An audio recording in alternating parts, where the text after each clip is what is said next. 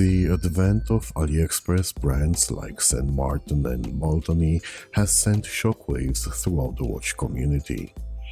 Build quality and low prices have suddenly stopped being a Microbrands USPs, so the necessity to bring something extra to the table has become essential. Some have failed to adapt and perished, while some have welcomed this challenge and upped their game through design and innovation, while retaining the focus on offering the best product for the money. Beyond its pretty face, what this watch brings to the table are two innovations that make it one of the best propositions for those looking for something special. This is a special watch. This is Horizon Nemo. Before talking about its design, a word on its inspiration. Upon building his own brand, Fred Becker, one of the most prolific designers in the microbrand world, has decided on a recurring theme: his love for the works of the author he grew up being a fan of, Jules Verne. Art Deco and steampunk came together in two nostalgia-filled timepieces that had clear identities and, just as important, managed to build upon each other, showing evolution and maturity. The debut, formerly known as Nautilus, was followed up by what I ranked at number 5 on my top 10 Microbrands watches of 2023, Pilgrim. Nemo takes the design of Nautilus, or N as it's now known, and refines it in a slimmer, more modern package. If Nautilus was a mean machine built for exploration, Nemo is its sophisticated pilot, its spirit, its soul, the ghost in the shell. I didn't have a chance to handle the Nautilus, but just by looking at its pictures, the refinements brought by Nemo are evident. The Horizon cases are unique in their modular concept, where two independently finished pieces come together to create uniquely shaped stepped twin lugs in a construction whose dynamism is further emphasized by their dual finish.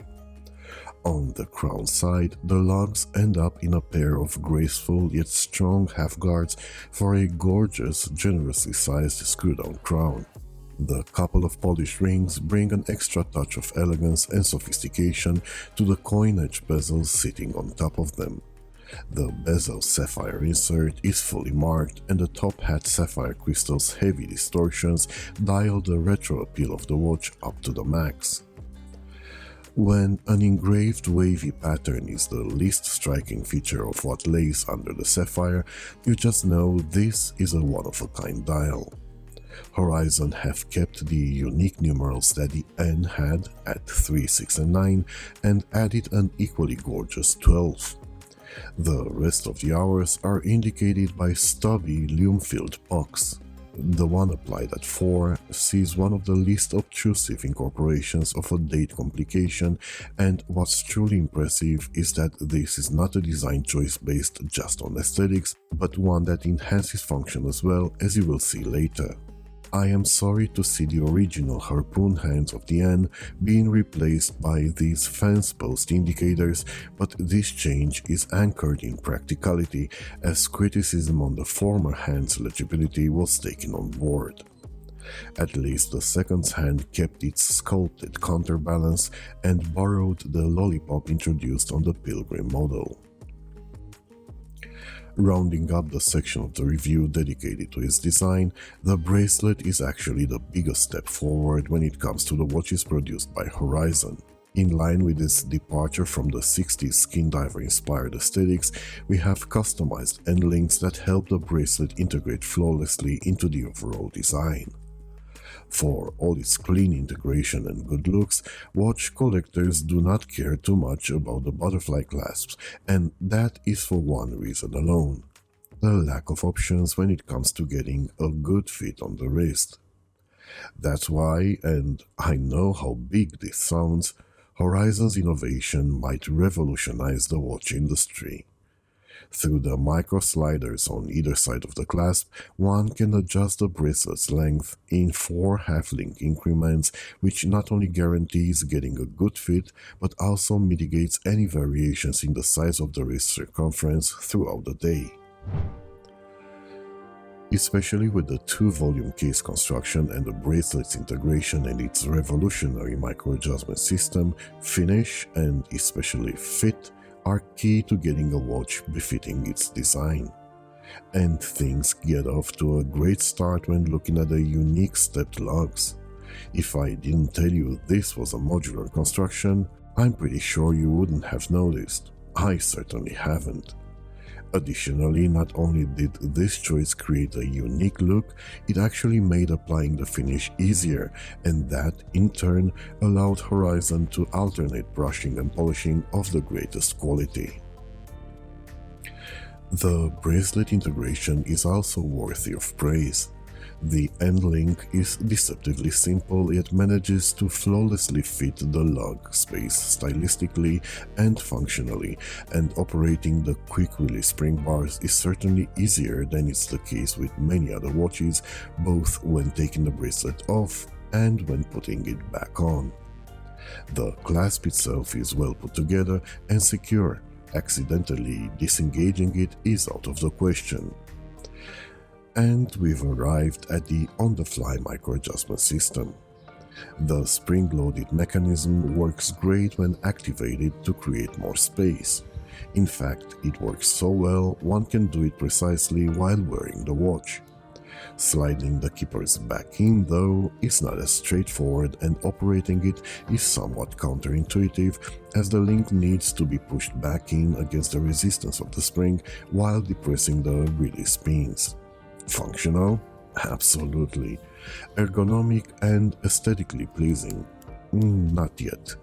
For how well put together the watch is, this system doesn't yet look like the finished product, and I'm sure Fred will further improve on this revolutionary concept. As for the dial and the bezel, I was expecting nothing but excellence, and Nemo delivers flawlessly. The bezel's 120 clicks are precise and well defined, and everything lines up as it should. Nemo is powered by the Sellita SW200 running at 4 Hz, and there's a hidden fact about this that goes long ways into proving Fred Becker is not just a successful, talented designer, but a perfectionist. You see, the N was powered by the Seiko NH35 for one reason alone. At the time, Fred couldn't work any other caliber to precisely fit the 4 o'clock marker. As a matter of fact, no other manufacturer, including luxury brands, have managed to do it, or cared. That's the reason why some very expensive watches have the worst date placement ever, between 4 and 5. So yeah, this little detail that a majority of watch enthusiasts will overlook is to me the biggest indicator of just how much work and care did Fred Becker put into Nemo. Outstanding. Congratulations. Depending on the dial variant, the Superluminova compound chosen to complement it will either be BGW9, as is the case here, or old radium. The result is not class-leading, but Nemo will hold its own against most divers out there.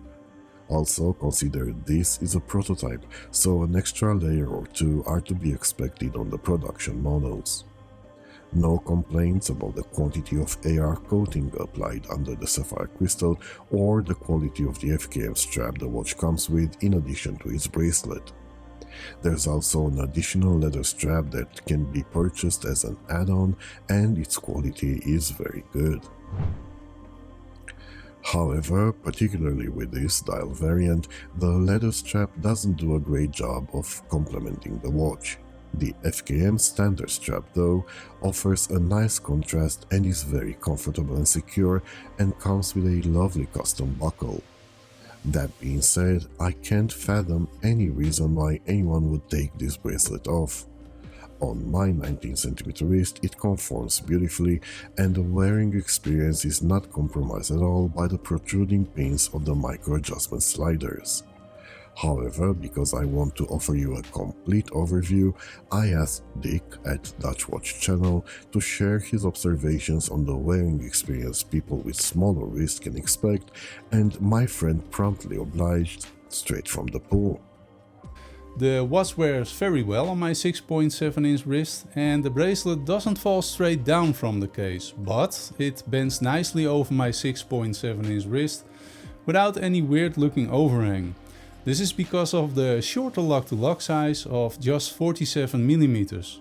It makes the wearing experience comfortable on smaller wrists, also probably because of that taper of the bracelet from 22mm from the case back to 16mm at the clasp. But I did notice that the bracelet can be sometimes a bit of a hair nipper.